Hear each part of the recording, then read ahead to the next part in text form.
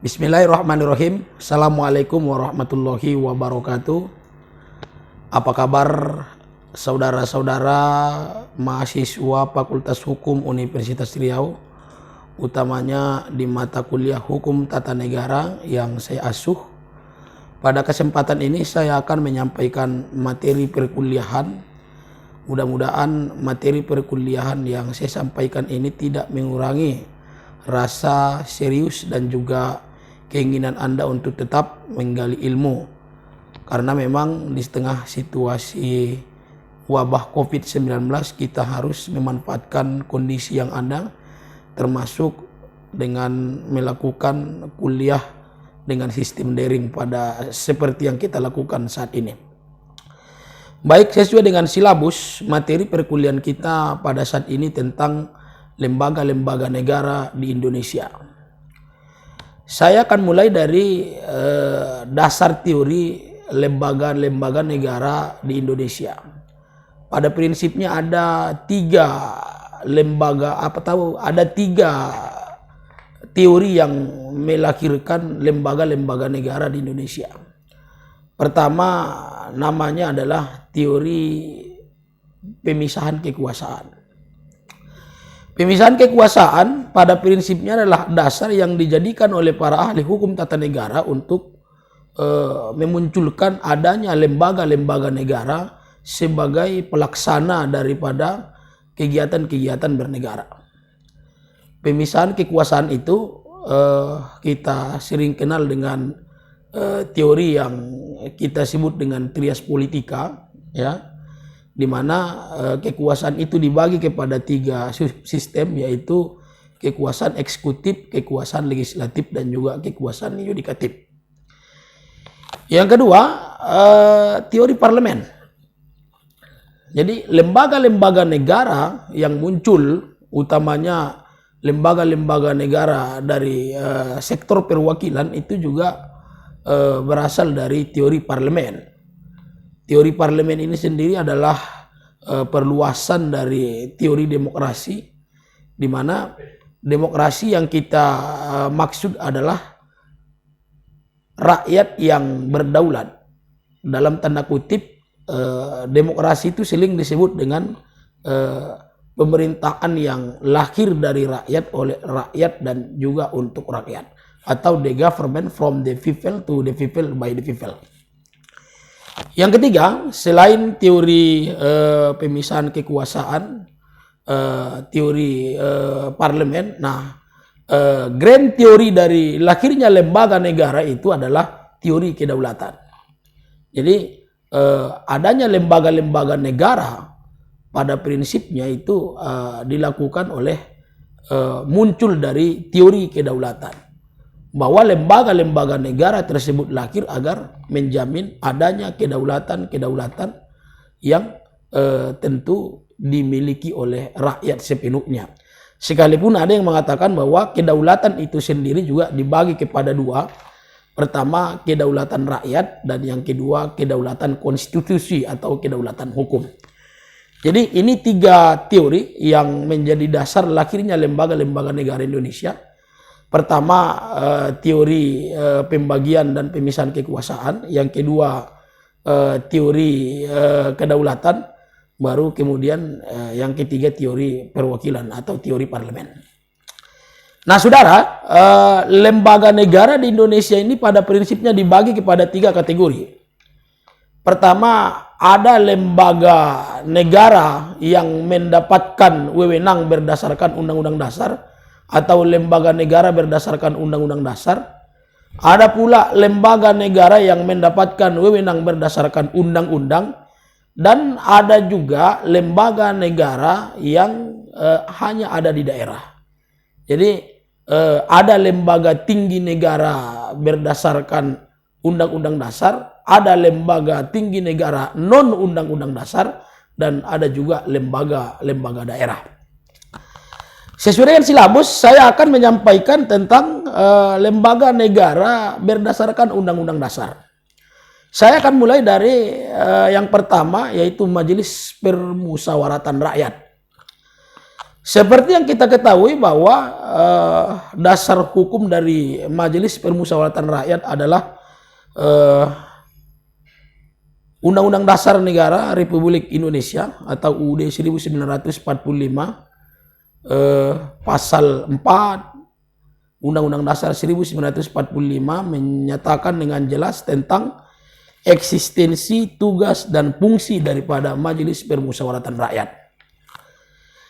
Keanggotaan dari Majelis Permusyawaratan Rakyat adalah anggota DPR dan anggota DPD, ya, yang dipilih berdasarkan pemilihan umum yang jujur, adil, dan demokratis.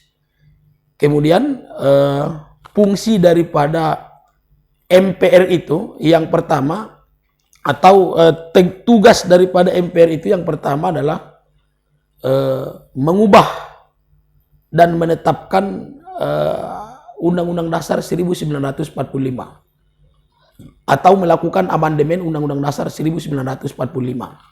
Yang kedua, tugas daripada MPR itu adalah melantik presiden dan wakil presiden terpilih hasil pemilihan umum.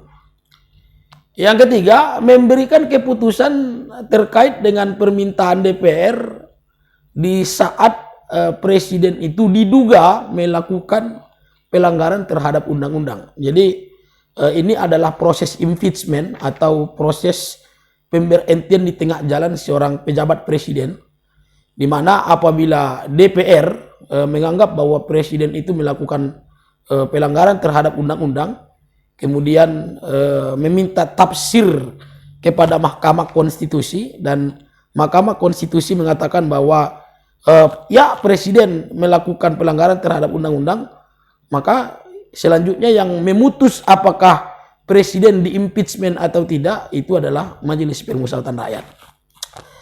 Kemudian yang keempat, tugas daripada MPR itu adalah memberhentikan presiden.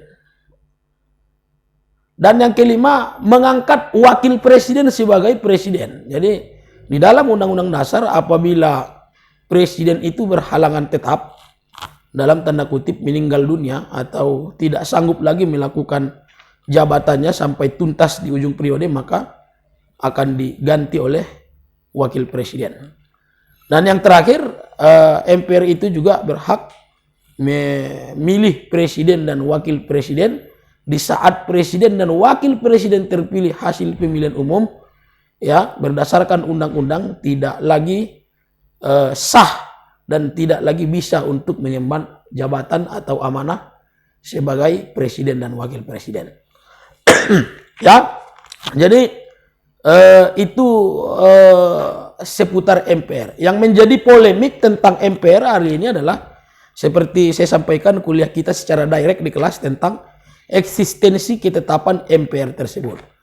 Ya, jadi kalau undang-undang proses judicial review-nya jelas di Mahkamah Konstitusi, kemudian peraturan di bawah undang-undang proses judicial review-nya juga jelas, yaitu ke Mahkamah Agung. Nah, bagaimana dengan MPR? Ini yang menjadi sedikit polemik, ya, walaupun sebenarnya sudah selesai dengan beberapa pendapat dari ahli hukum tata negara.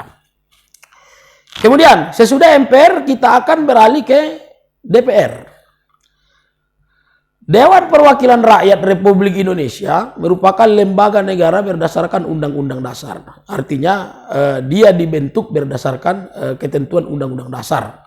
Apalagi setelah hasil amandemen bahwa memang terdapat tugas dan juga hak yang sangat luas daripada Dewan Perwakilan Rakyat. Oke, saya akan mulai dari hak DPR, ya.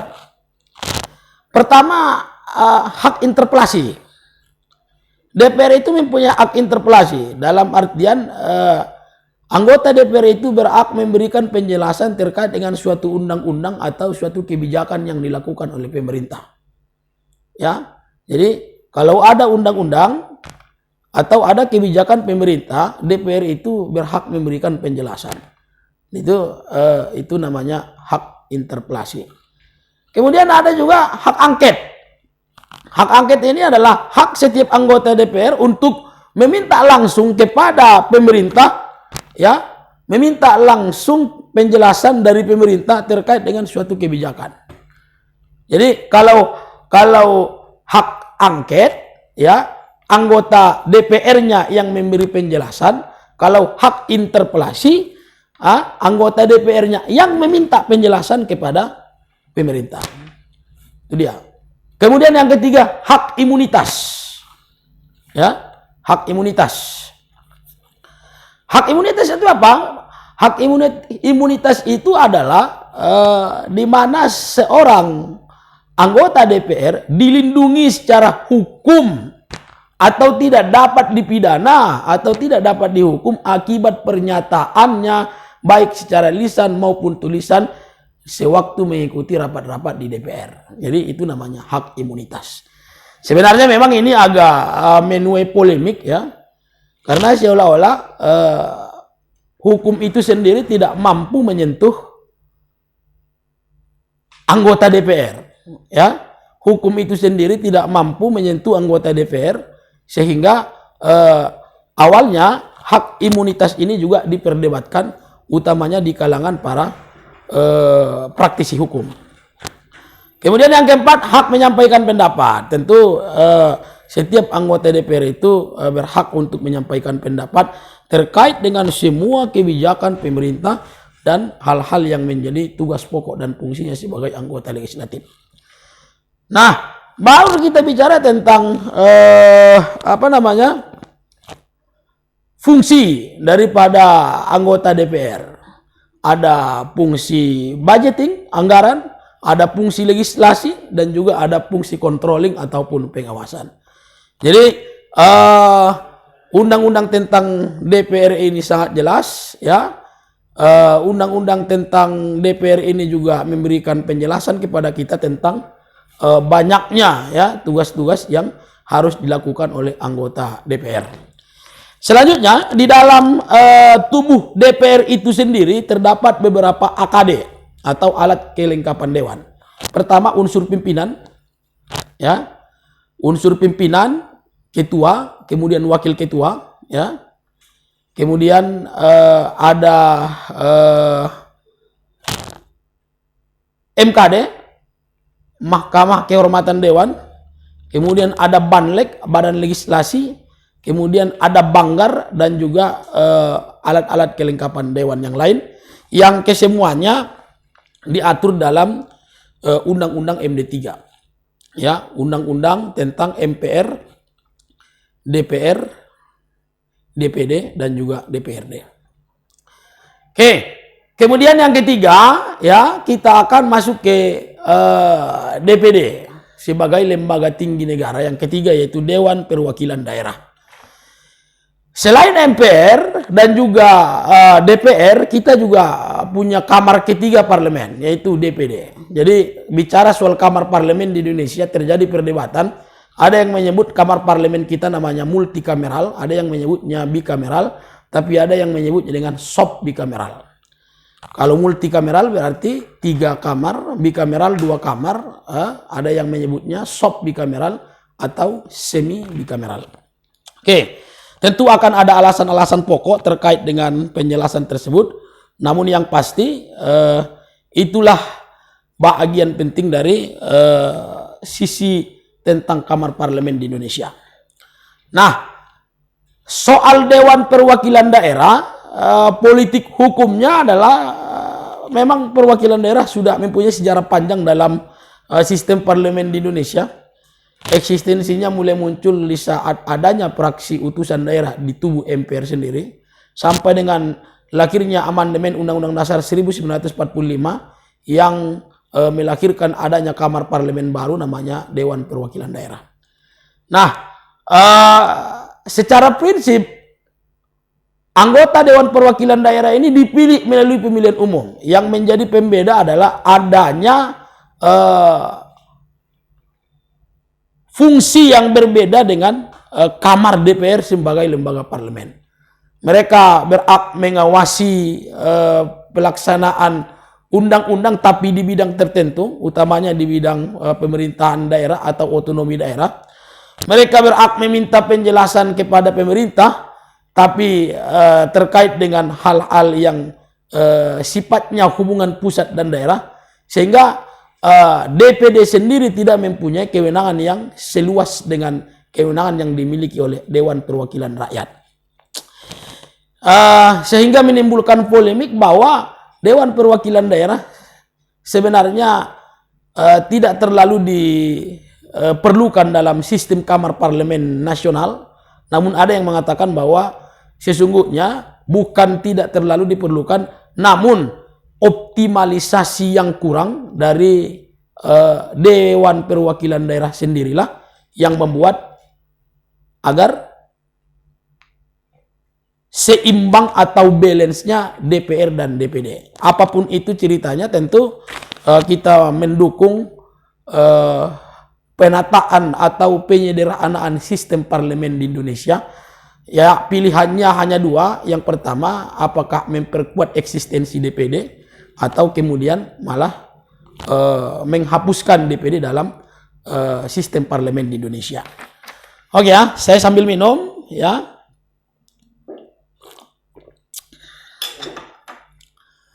Baik, selanjutnya lembaga negara berikutnya akan kita bahas adalah presiden dan wakil presiden. Indonesia adalah negara dengan sistem pemerintahan presidensial, ya, di mana kepala negara dan kepala pemerintahnya adalah seorang presiden. Nah, di dalam konteks presiden itu bagaimana cara memilihnya, tentu sudah sama-sama kita ketahui bahwa presiden dan wakil presiden Republik Indonesia itu dipilih berdasarkan pemilihan langsung. Beda dengan sebelum amandemen Undang-Undang Dasar 1945, di mana presiden dan wakil presiden itu dipilih oleh anggota Majelis Permusyawaratan Rakyat. Kemudian yang menjadi tugas dari presiden dan wakil presiden itu adalah menjalankan seluruh roda pemerintahan, ya. Jadi dia adalah the big father, ya, atau the real of commander, ya. Dia adalah pimpinan eksekutif yang mempunyai kekuasaan dan juga kewenangan yang sangat luas. Nah, siapa saja yang berhak jadi presiden, siapa saja yang berhak menjadi wakil presiden, tentu ada undang-undangnya. Nah, sepintas saya sampaikan bahwa sudah jamak kita ketahui bahwa tentu seorang presiden dan wakil presiden Indonesia itu adalah harus warga negara asli Indonesia. Ya, tidak boleh warga negara, tidak boleh pernah menjadi warga negara asing atau tidak boleh mempunyai kewarganegaraan ganda. Itu dia. Jadi itu dia soal presiden dan juga wakil presiden. Oke, berikutnya kita akan lanjut ke Mahkamah Agung Republik Indonesia. Mahkamah Agung Republik Indonesia adalah lembaga yudikatif yang melakukan tugas pokok memeriksa, mengadili, dan memutus perkara di bidang hukum. Ya, jadi tugas daripada Mahkamah Agung ini yang pertama adalah menerima permohonan kasasi, ya, dari perkara yang sudah diputus di tingkat pengadilan banding, ya. Kemudian yang kedua, menerima permohonan uji materi peraturan di bawah undang-undang, ya. Kemudian yang ketiga, melakukan pengawasan terhadap seluruh sistem peradilan yang ada di Indonesia.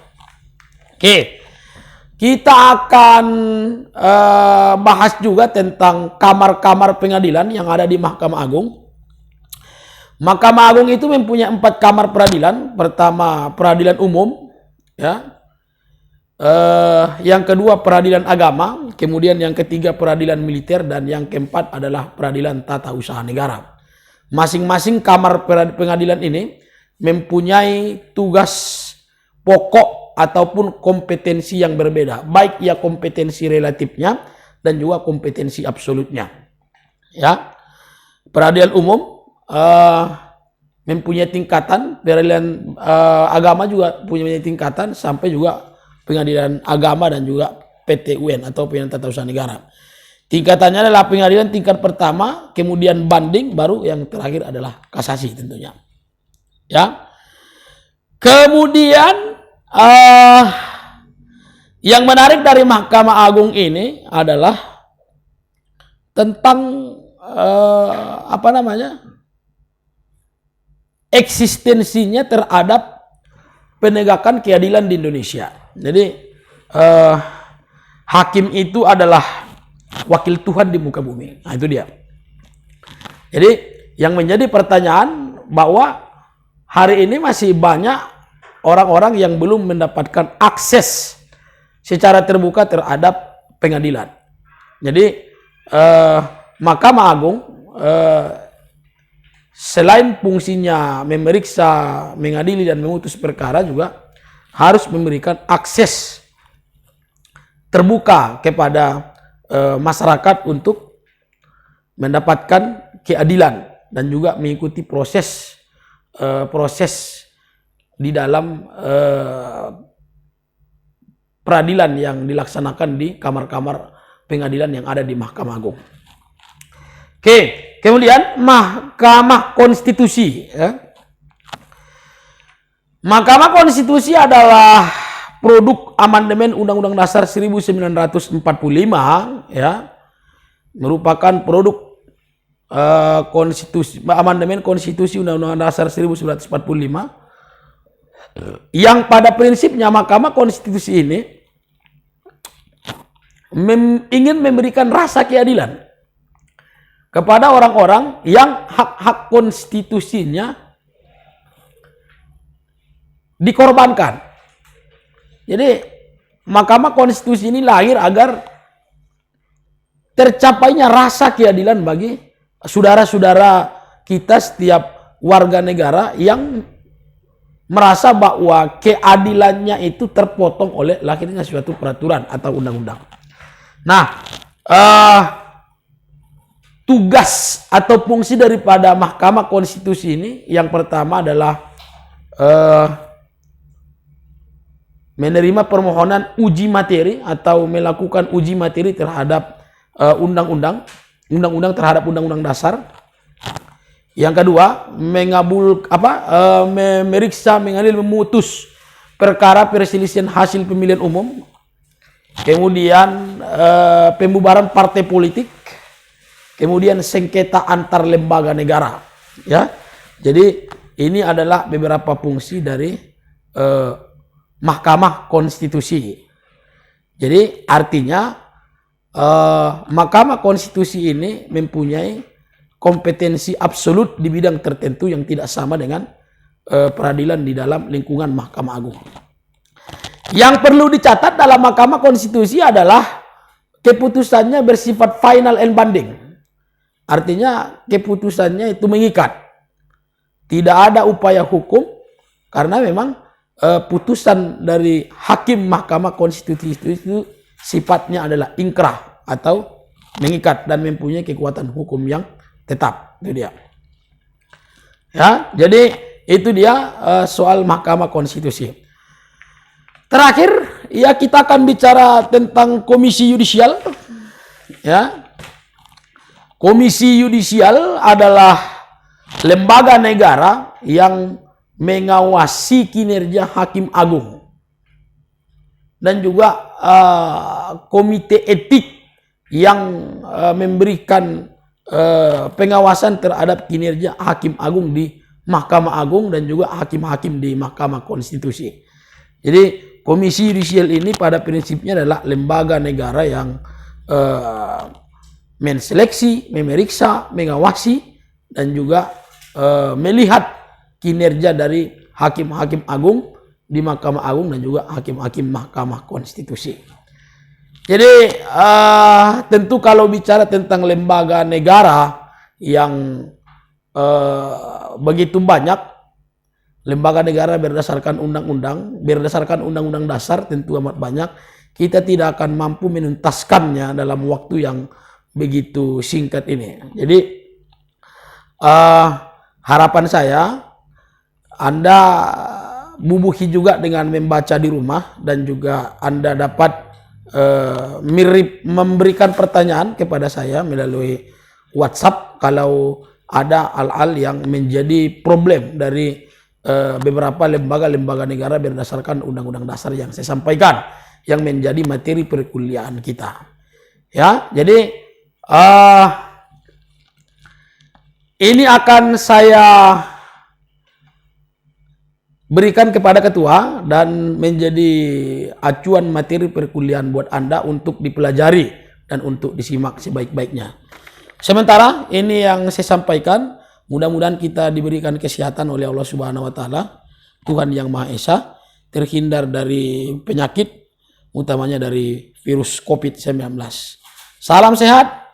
Terima kasih. Assalamualaikum warahmatullahi wabarakatuh.